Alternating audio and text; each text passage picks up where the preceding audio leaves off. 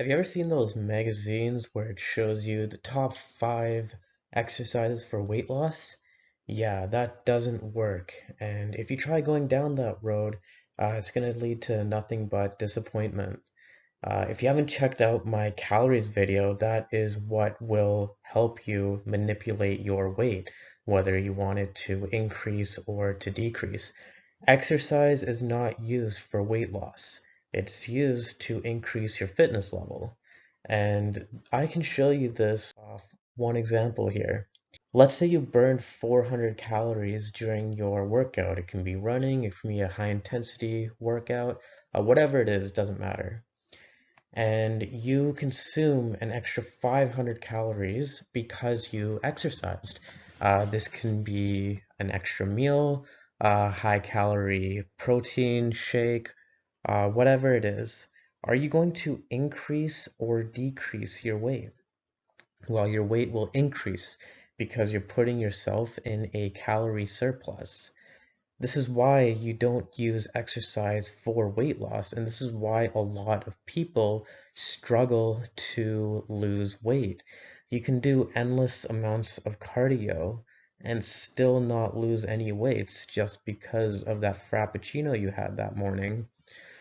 And so I'm going to show you the different ways that you should exercise based off of what your goals are. So we can look at exercise focusing on 3 primary aspects. Focuses on your strength, endurance, and your flexibility. And this will be different for each person.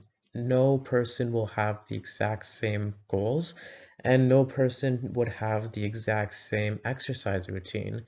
And you need to figure out where you fit under these categories.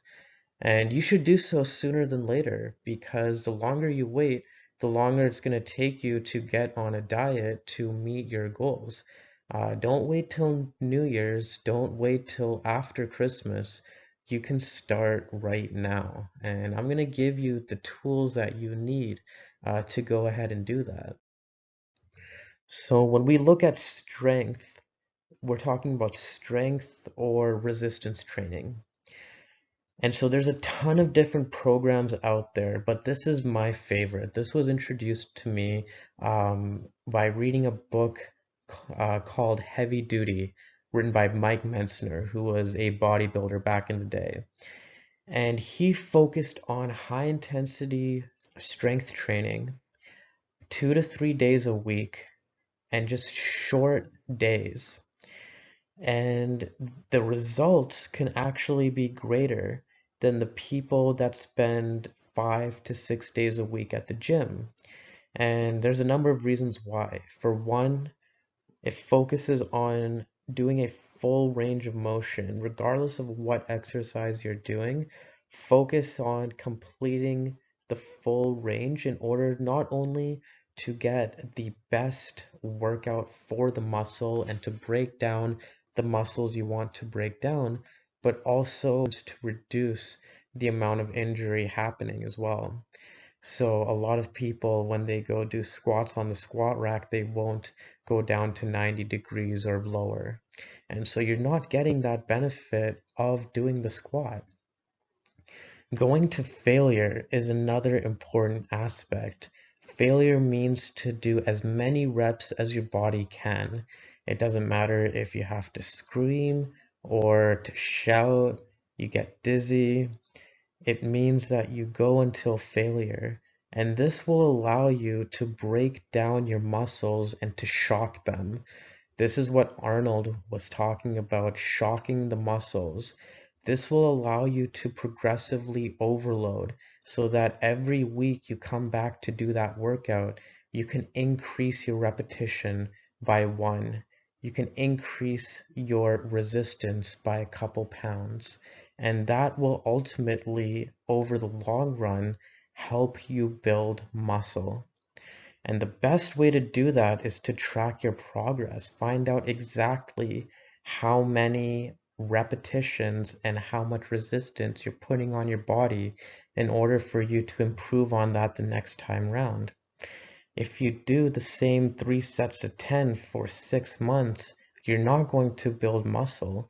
You can tone your muscles and stay the same strength, but if you want to build your strength, you have to focus on progressive overload while going to failure and allowing your muscles to recover, which is why we only focus on 2 to 3 days a week.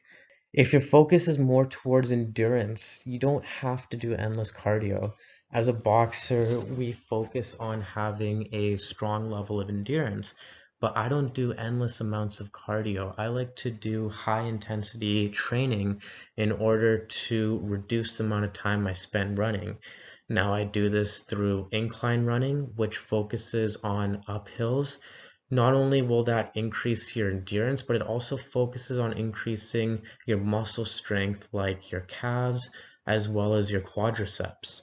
Sprints are something that you can do as well. This is a great one to do because it focuses on those short, energetic bursts. And this isn't something that you can do every day. Like I said, when you focus on high intensity training, you need to allow your muscles to recover. So you can do sprints a couple of days a week and incorporate them into your workouts. However, this is not something that you can do on a daily basis. Biking and swimming are great activities to do to keep active, which will increase your cardiovascular strength. Biking will focus on endurance as well as your quadriceps, and swimming is a great exercise for people who may have bad knees or shin splints. It's a good way to get your heart rate going and focus on your entire body. Flexibility is something that everybody needs to have, regardless of what kind of physique you're looking for. I stretch before every workout, and not only will this improve your flexibility, but this also reduces the chance of you injuring yourself or pulling a muscle. This will get your muscles warmed up, and this will allow blood flow to those muscles. Yoga is something that I've been training on and off for the last couple of years, specifically yin yoga, which focuses on low intensity poses for a longer duration, typically 45 to 60 seconds. I really like yin yoga because it's very flexible in terms of how you want to proceed, whether you're a total beginner and you want to focus on very easy exercises, or if you're a little bit higher in strength and flexibility and you can do different exercise that may challenge you. Because yoga isn't something to be taken lightly. Yoga can really kick your butt if you choose to do more difficult asanas. It's important to kind of measure what your physical capabilities are before choosing a yoga program, but there's plenty of yoga programs out there to get, which I encourage you to explore. Thank you guys for watching and have a great day.